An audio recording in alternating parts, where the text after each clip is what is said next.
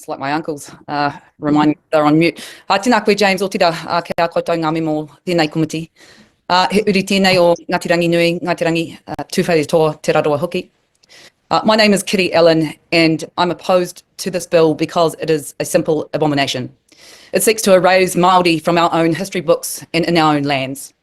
This is not just about erasing 50 years of treaty jurisprudence that has evolved since 1975. This is a bill that is about scrubbing us from history. This bill highlights the constitutional crisis. Waitangi is a fundamental tenet of our constitution and is the fibre of our nation that weaves us together. But this bill is a result of coalition negotiations. This bill is a representation that up for grabs in coalition negotiations are the core components of our constitutional arrangements. This is an unjustifiable decision by those seeking power to enable the unwinding of the constitutional status of Te Tiriti through this bill and in this manner. Our constitution underpinnings should not be considered that cheap by those vying for power. Further, the bill erodes and undermines every undertaking made between the Crown and Hapu and Iwi, right from the promises made in 1840 to the more recent promises made by the Crown to Hapu and Iwi through the treaty settlement process. Despite poor attempts to preempt judicial inquiries out the wazoo into treaty settlements, this bill will simply open them up. It will simultaneously breach whilst purporting to protect settlements in the same breath. Every single treaty settlement contains an apology by the Crown to Hapu and Iwi for the wrongdoings of the past and an undertaking to work together to forge a treaty-based partnership moving forward. The mere action of allowing this bill to come into this House is a breach of those promises. Now, the Crown may wish to wash its hands of Te Tiriti because of the treaty settlements process, but the settlement process was not a precursor to the eradication of Te Tiriti or Waitangi from our constitutional framework. Now, there are two ways to mobilise people in politics: provide a vision based on hope or create an environment of fear. This bill is a populist bill that strikes at the heart of fear. This bill is intended to incite the fear that Māori gain from Te Tiriti in ways that other New Zealanders don't. But that is a simple lie. It denies the history of our nation. It denies the fact that everyone has a place in this country because of Te Tiriti or Waitangi. And no one loses because we are a nation that honours our history. There have been sustained calls from proponents of the bill that there needs to be a conversation about what the treaty principles are. The reality is that this has been a sustained conversation about Te Tiriti since 1840, and an independent commission of inquiry was established in 1975 specifically to inquire into what Te Tiriti means in a contemporary context. The architects of those bill may find those interpretations by both the courts and the tribunal as an inconvenience to their ideology. So they have crafted their opposition in part on the basis that Te Tiriti creates legal uncertainty today. Now, the architects of this bill may find legal history in this country inconvenient. The minister responsible for the bill 2 days ago stating that Hapu and Iwi lack sovereignty to enter into a treaty, despite the fact that Hapu and Iwi had signed Te Whakaputanga, crafted by Busby, in asserting that Māori were a sovereign people. As the Cabinet Manual states, a treaty is a written agreement between states that creates obligations for those states that have expressed their consent to be bound. The Crown expressed its consent to be bound by entering into Te Tiriti or Waitangi. It is a privilege to exercise executive decision-making powers, and with privileges comes responsibilities. As a Minister of Conservation, I had the responsibility to ensure that Section 4 of the Conservation Act, that requires that the Act is to be interpreted and administered as to give effect to the principles of the Treaty of Waitangi, was complied with. There is both a principled and practical history to such clauses. The Department of Conservation administers 1/3 of the landmass in Aotearoa, and, for example, this comprises lands that were taken by raupatu, illegal land confiscation. It includes the administration of taonga, birds, trees, fisheries, kōiwi such as whale bones, and much more. Māori, Hapu and Iwi were guaranteed te tino rangatiratanga o ō rātou whenua, o rātou kāinga, me o rātou taonga katoa. The English text guaranteed the full, exclusive and undisturbed possession of their lands and estates, forests and fisheries. The Crown has accepted that raupatu was a breach of Te Tiriti or Waitangi, lands that were taken wrongfully and, to date, are yet to be returned. The Crown, if the bill were to be enacted, Section 4 would be stripped of any meaning and effect. It becomes a hollow and meaningless clause. Now, this bill is but one part of a comprehensive strategy being deployed by this government, led by its coalition partners, to eradicate Māori as part of our legal and cultural landscape. Whether that is through aoreo, evolution of resources to enable equitable outcomes for Māori, or the treaty clause review, the regulatory standards bill, and this bill's express intent to eradicate, for all intensive purposes, te tiriti o Waitangi. For the reasons set out, I urge all members to oppose this bill and make the recommendation that all legislation contain a clause that each act shall be interpreted and administered as to give effect to te tiriti o Waitangi. I'm happy to take questions. Kia ora, Kiri. Thank you for your presentation this morning. I'll offer the first question to Kusha because we didn't get to it before. If you don't have one, I'll go to Takta first.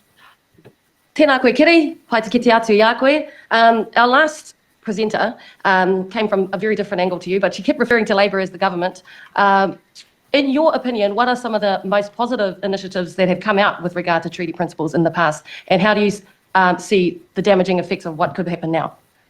Well, te tiriti is about a partnership in some regards, right? And so, for example, I can use many examples, but Jobs for Nature was a great initiative that enabled Māori to be able to work their whenua. It enabled Māori to be able to reconnect with maunga, awa, because there had been that disconnection for many years. It enabled the devolution of resources to initiatives like whānau ora. Te tiriti o Waitangi has created many positive implications for our people, all New Zealanders, and this bill is an absolute slight on that history. Takta and then go on to Todd. Tēnā koe, Kiri ngā mihi nui, kia koe me o mahi huhua I roto I nei tuākitanga. There just is an apparent lack of understanding amongst the people who support the bill. You and I will know that it's called a treaty. It's the Treaty of Waitangi, not the Contract of Waitangi, because treaties are the things that bind sovereign nations. So the sovereignty of Te Iwi Māori shouldn't be in question. But it seems to still be the case. And so the treaty is entirely constitutional in nature. So what in your opinion, what sort of jeopardy does this bill present to the erasing of Te Tiriti o Waitangi I'm talking about? What sort of jeopardy does that present to the constitutional rights of all New Zealanders to be in New Zealand? Te tiriti o Waitangi, as I said, is a part of the fibre of our nation that weaves us together. Now, to enact this bill would eradicate the undertakings and the promises that our forebearers made to each other. It undermines and unwinds the constitutional status by dint of a coalition-agreed bill. These protections afforded to our constitution simply cannot be unwound because of political posturing. Kia ora. Very quick question, yes. Thank you for presenting, Todd Stevenson here. Just at the end of your submission, you said legislation going forward should use the term give effect to treaty. So are you saying that should be different from the principles of the treaty? I just want to see if you actually a distinction. I'm saying that each bill should give effect to te tiriti o Waitangi. So not just the principles? Te tiriti o Waitangi. Yeah, okay, thank you. Just wanted to check that.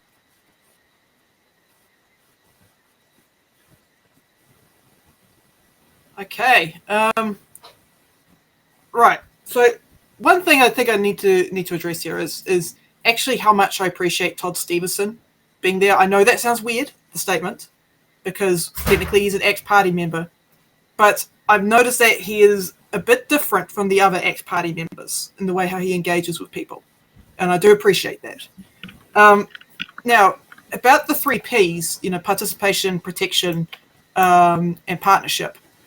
Those are universal concepts that can apply to. It doesn't just apply to Māori. It's not just exclusive to Māori. It applies to multiple different types of groups here in New Zealand. That's democracy for you.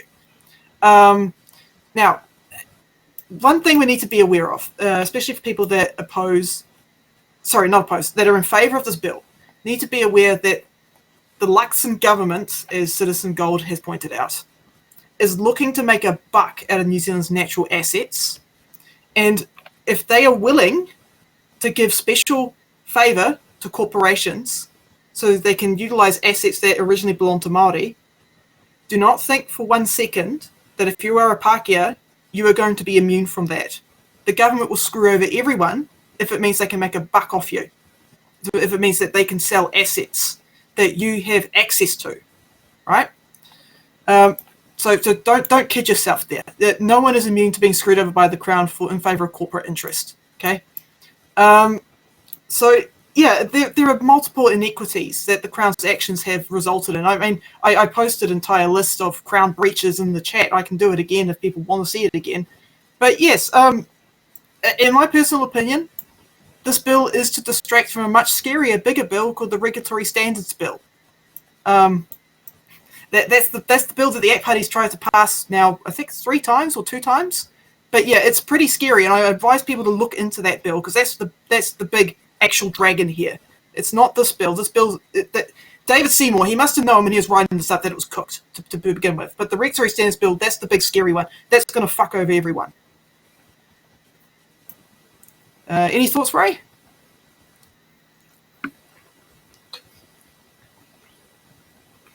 Well, I would want that submission to be played on every radio wave until we all agree to, stop being selfish. Yep. So there's a lot of work and money has gone into this, and with a few simple changes, it would legitimize that. And, you're right, Regulatory Standards Bill. That's the big one. I read some of that, and it's fucking terrifying. Stacey was explaining some of what it means, and I just started crying. It's that's the bill that's going to screw everyone over. It doesn't matter what ethnicity you are. Yeah, and this is where I wish there was an easy way to trust my governments, because on the surface it's meant to be with all people of the land in question considered. And instead it is somehow privatized, and it's a game, and they're elected to play the game. Many of the people that do elect them agree with the game they're playing as well. And it's this now. It's the fact that in our lifetime we have to suffer heat waves and droughts. It reminds me of what SpaceX is doing. I don't know if you're familiar with SpaceX down in Texas and in Florida, but they pretty much have control over who can access the local beaches. I don't want that for New Zealand. How often have Māori come out and said, no, you can't use the beach because you're Pākehā? I've never seen that happen before. I've never read about that, but I know that corporations do that shit all the time, and we can look at America, for example. Yeah, they probably would. It's like you're our people, and you agreed to that, so you're not allowed on the beach either. It is a bit too far. It's not looking ahead, and yeah. All right. I think that's the first hour of us streaming together up. I think Sam wanted to do.